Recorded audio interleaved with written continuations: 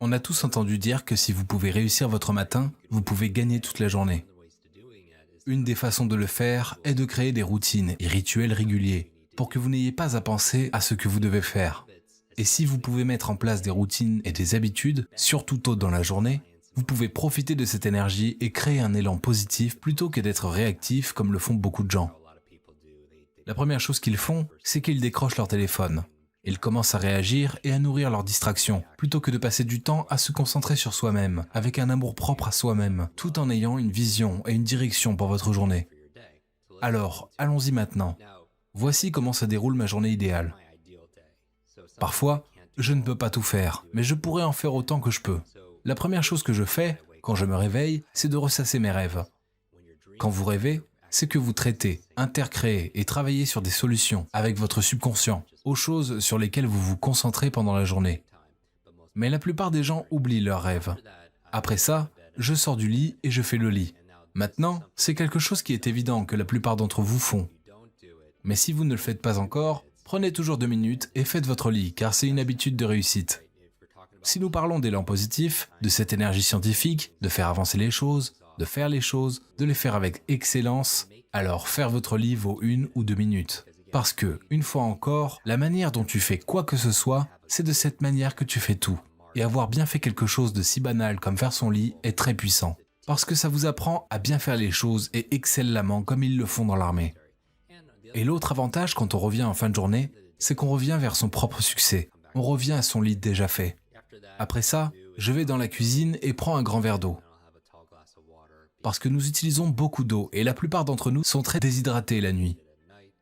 J'y prends mes suppléments alimentaires, je prends mes probiotiques, ce qui est le plus important. Parce que votre intestin est votre deuxième cerveau. Nous parlons du cerveau rapide ici, c'est-à-dire être votre cerveau dans votre tête. Mais vous avez également une quantité incroyable de cellules nerveuses dans votre intestin. Alors je veux m'assurer que mon intestin est bien nourri et en bonne santé. Et donc, je prends mes probiotiques. Ensuite, ce que je fais, c'est faire ma respiration. Je pense aux choses sur lesquelles je me concentre ici. Je pense à l'excellence. Je pense à l'hydratation. Je pense à l'oxygène. Quelle que soit la technique de respiration, je me concentre en ce moment de respiration. Que ce soit la respiration box ou la respiration alpha, que ce soit la méthode Wim Hof, je fais toujours une technique de respiration. Parce que je veux oxygéner pleinement mon corps et mon cerveau qui fait évidemment partie de mon corps. Et peut-être pouvons-nous faire un autre épisode dédié à cela. Je fais ma méditation le matin et aussi plus tard dans l'après-midi ou le soir, parfois avant d'aller me coucher. Mais je fais toujours une méditation tôt le matin. Je le fais pendant une vingtaine de minutes. La pleine conscience est si importante. Je veux donc avoir l'esprit clair en entrant dans ma journée. Donc la méditation me place dans cette sphère. Pendant 15-20 minutes de méditation, certains d'entre vous utilisent l'application Headspace. D'autres utilisent l'appareil Muse ou autre technologie. Quel que soit le moyen utilisé, je médite alors. À partir de là, je fais 1 ou 2 minutes de mouvement. Et cela peut être différent. Cela pourrait être de la gymnastique, des burpees. Mais je veux juste entrer dans mon corps après avoir médité. Et donc je bouge mon corps assez intensément pendant quelques minutes. Et si je suis dans une chambre d'hôtel, peut-être que je fais juste des sauts. Mais en gros, je fais des craquements pendant 2 minutes d'affilée pour juste réveiller mon corps. Ce n'est pas mon exercice physique quotidien. C'est juste pour moi une façon de faire battre mon rythme cardiaque et de faire bouger mon corps. De là, je prends une douche, et généralement une douche froide. Je crois en la thérapie par le froid. Cela fonctionne pour moi, cela m'aide à réinitialiser mon système nerveux. Les bains froids sont très puissants, parce que si votre genou reçoit un coup par exemple, vous mettez de la glace dessus pour réduire l'enflure et l'inflammation. La thérapie par le froid est un moyen très puissant pour réinitialiser votre système nerveux et réduire l'inflammation. Alors, je prends une douche froide. Quand je sors, je fais ma routine habituelle de rasage et je me brosse les dents et tout ça. Ensuite, je fais un thé. Et mon thé préféré est comme le thé du cerveau. C'est une combinaison de gotu kola, de ginkgo, de crinière de lion, d'huile triglycéride à chaîne moyenne, TCM et d'autres additifs. Tout en évoluant dans ma journée, je sirote mon thé. Et c'est là que j'écris mon journal. Je suis un grand partisan de l'écriture d'un journal de vie. Je le fais depuis que j'ai été à l'université. Et je me sens comme certains des penseurs les plus incroyables de notre époque et de l'histoire, qui écrivent et tiennent un journal de vie. Si vous pensez à Edison, Einstein, Da Vinci, leurs journaux n'ont pas de prix. À partir de là, j'écris et j'aime écrire. De nombreuses études indiquent que l'écriture manuscrite est meilleure à la saisie. Puisque j'écris déjà, je parcours ma liste de choses à faire. Nous avons tous un plan en cours. Pour la plupart d'entre nous, nous avons une liste de choses à faire en permanence. Pour moi, le plus important, c'est que je veux juste être en mesure d'accomplir 3 choses pour mon travail et 3 choses pour moi-même. Et ils ne doivent pas être forcément de grandes choses. Mais j'ai juste le sentiment que si je peux accomplir 3 de mes objectifs de travail sur ma liste de choses à faire, et 3 autres objectifs personnels, alors c'est déjà une excellente journée réussie. C'est un peu comme si mon ami Clay Hebert parlait d'un moment de champagne.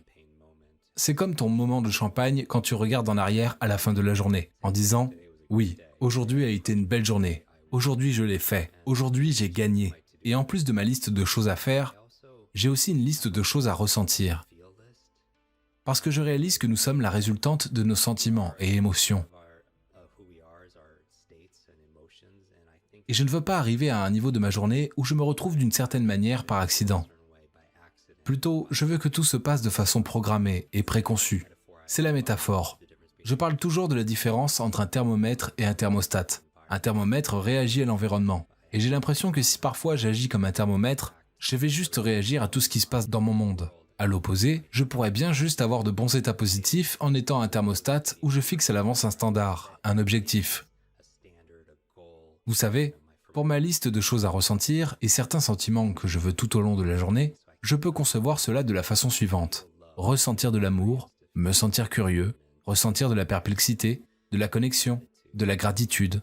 J'ai aussi, en plus d'une liste de choses à faire et d'une liste de choses à ressentir, ma liste de choses à être. Comme par exemple, qui est-ce que je veux être aujourd'hui? Est-ce que je veux être un bon partenaire? Est-ce que je veux être un bon ami, un bon leader, un bon professeur, un bon coach?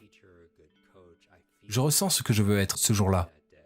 Parce qu'il ne s'agit pas simplement d'une sorte de cliché, mais il y a une vérité. Nous ne sommes pas des actes humains, et c'est vrai, nous sommes plutôt des êtres humains. Alors qui est-ce que je veux être aujourd'hui?